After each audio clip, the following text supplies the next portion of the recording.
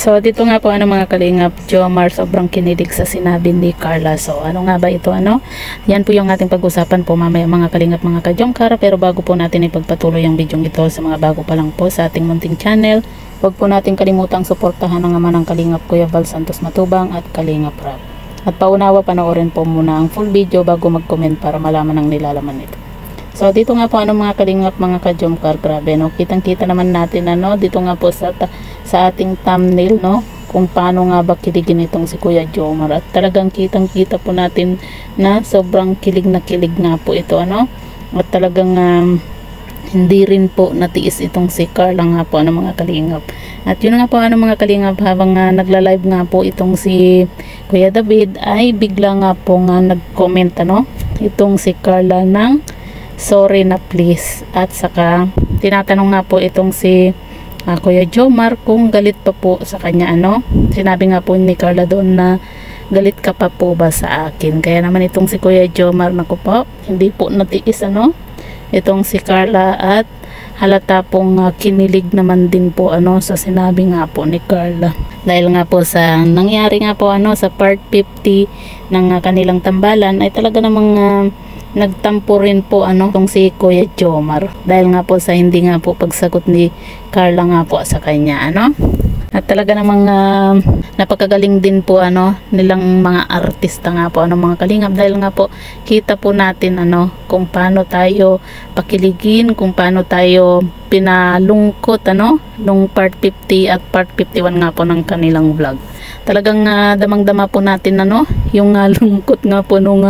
part 51, lalo na po nung time na pinalabas nga po ni Kuya Jomar itong si Carla nga po sa pintuan nung pinagbuksan nga po niya itong si Carla at pinalabas nga po itong si Carla talagang ang dami po nga nasaktan na ganun po yung ginawa nga po ni Kuya Jomar. Pero yun nga po, part lang po yun ng kanilang serye nga po kaya talagang masasabi po natin mga kalingap na napakagaling po ng kanilang acting, diba, itong si Kuya Jomar at si Carla nga po, kasi talagang damang-dama po natin yung ginawa nga po nila dun sa part na yun. At yun nga po mga kalingap, grabe kinilig talaga itong si Kuya Jomar nga po sa comment nga po ni Carla sa kanya kung galit pa daw po ba itong si Kuya Jomar nga po at humihingi din po ng sorry itong si Carla kay Kuya Jomar, dahil nga po sa ginawa ni Carla nung nakaraang episode nga po. Pero yun nga po mga kalingap, marami man po ang nalungkot sa part 50 at part 51, pero napalitan naman po ng tuwa at kilig nga po sa part 52 nga po ng kanilang vlog. Kaya marami na naman po yung masaya, dahil nga po sa bumalik na po sa dati yung kanilang tambalan na nagkukulitan